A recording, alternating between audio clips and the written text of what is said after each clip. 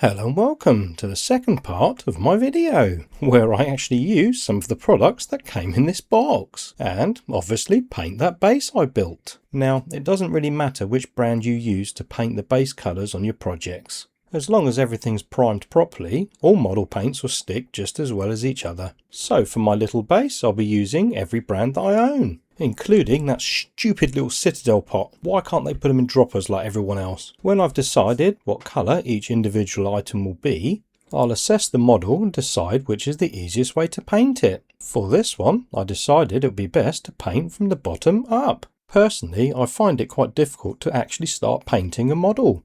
I'll always tend to just look at it and either think it's too complicated or not knowing what colours I should use. I always think to myself, how am I going to screw up this paint job? But what I find helpful is just to get the base colours down. Just starting to throw the paint on all those objects actually makes it more interesting and engaging. As a tip though, because this happens to me, I usually forget what colours I've used, so now I line them up around my wet palette. This way, if I need to touch up something or if the paint dries out, I don't have to second guess myself on which actual paint pot I used. But back to the painting. Whilst I'm slapping the paint all over the place, I look at the areas that were already dried and start to think which areas should be lightened and which areas should be darkened. I'll also start to decide which areas are going to benefit from dry brushing and which ones are going to need washes. For example, I'll look at the floorboards and realise they're too dark, so I'll be applying a lighter paint over them.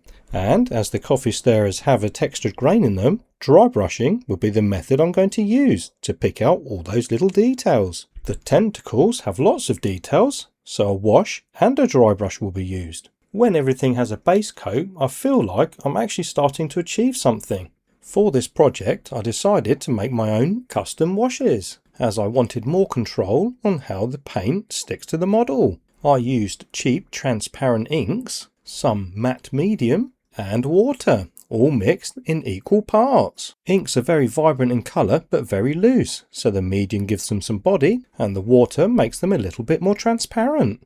Also, I always test my experiments on a sacrifice model. Only a Muppet would apply it to something special. Fond memories. If you're wondering how I know what colour to put on top of the base tones, it's not because I'm a colour theory genius. It's because I test the base colours and the washes on the underside of bases. Even the underside of this tiny little diorama hides an experiment from days gone past. Really, who would look under a base anyway? For the teeth and claws, I will actually be using this skeleton horde, mainly because I'm trying to use it up, and partially because it does actually give quite good results. After accidentally splashing the squig, I decided let's just cover him as well. For the floorboards, to highlight all that texture, and to give them that slightly rotted look, I used Vallejo's Dead Flesh. For the ground, I actually dry brushed it with a white.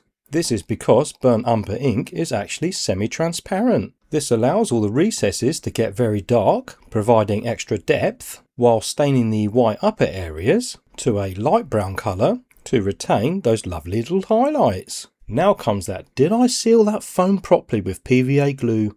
As I'm about to use my custom oil wash over the walls. I'm not sure if it would or not, but the white spirits in it may eat through that foam. But luckily, it all turned out well for this little model. After all the washes are done, it's time to pick up that fine tip paintbrush and use the original base colour to highlight all those little folds on that tiny little squig. When that's been done, it's time to create some lighter reds. I'll actually mix a flat flesh colour into red instead of yellow or white to create a more convincing lighter red.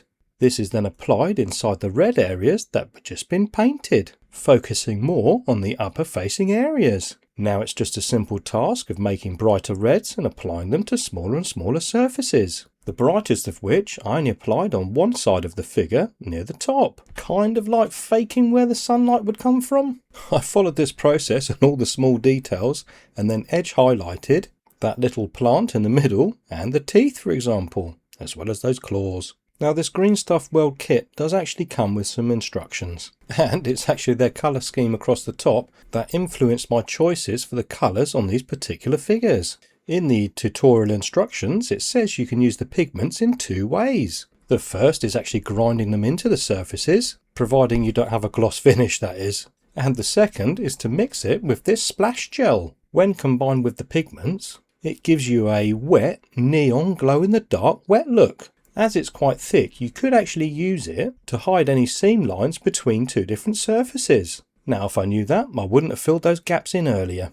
As for the Day Glow Martian textures, it suggested to add water to help facilitate in applying the paste. I applied it sparingly in areas I knew I was going to attach some plant life, which is where this island moss comes in. Or dyed lichen, I think I'd call it. When tearing small chunks off this stuff, you'll notice it's only the exterior that has colour to it. After super gluing these on, it's time for these little Martian tufts. I've never actually used grass tufts, so this is new to me. I will say, these things are properly stuck to that paper. I did feel like I was going to rip all the grass tufts out and leave the adhesive behind, but with gentle teasing, I finally got one of them off.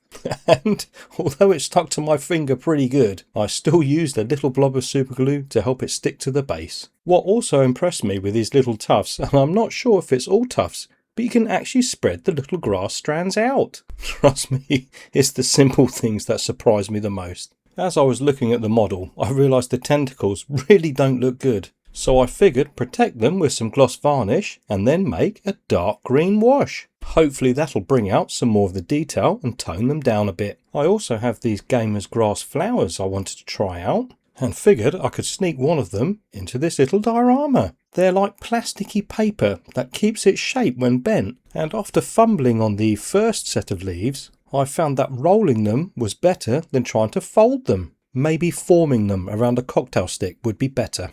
They are also incredibly shiny, so some matte varnish will help dull that down as well. And now that dry brush mistake I made is covered up. Talking of dry brushing, I've never seen dry brush paint. This set comes with some, and it's incredibly thick paint. You can even stand your paintbrushes in it. You will never guess how long I was trying to mix that by shaking that bottle. Well, I found out there's a trick to using this paint. Once applied to the brush, dabbing it once in kitchen towel and then using it seemed to get the best results. Unlike typical dry brushing, where you load the brush up and wipe most of it off. I did use a damp dry brush, but working it into the bristles just seemed to remove the paint. Well, now it's time for a little bit more scratch building to address that window frame. Cutting out a small square from any plastic packaging and then randomly hacking away at said little square with a hobby knife will produce a nice broken window pane. This and small little triangles will be glued to the diorama. The triangles will serve as shards of glass on the wood flooring.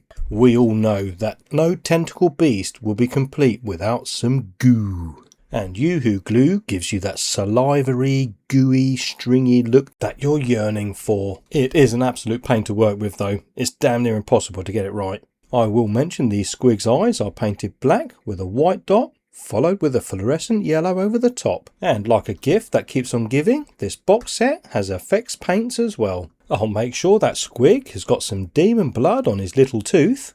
And that little carnivorous plant in the corner is dribbling out some Tau Prince blood. Just be mindful these blood effects paints are very transparent and glossy. To highlight that window and make it look murky, some matte varnish is applied randomly. Now to finish the diorama, it's time to paint the rim, but black... I just can't do it. No, I'm not painting it. No, it's done. I don't paint rims. It's almost like it's not finished and it'll never be finished. I'll make myself laugh too much. Anyway, the real reason I bought this box was because it contained colours I don't actually paint with. Lime green, pink. Choosing to pay for this set forced me to think outside of the box. And as a hobbyist, that actually excited me and I enjoyed making this project. Sometimes it's good to not stay in your comfort zone. Well, all I can say is thanks for watching and have fun.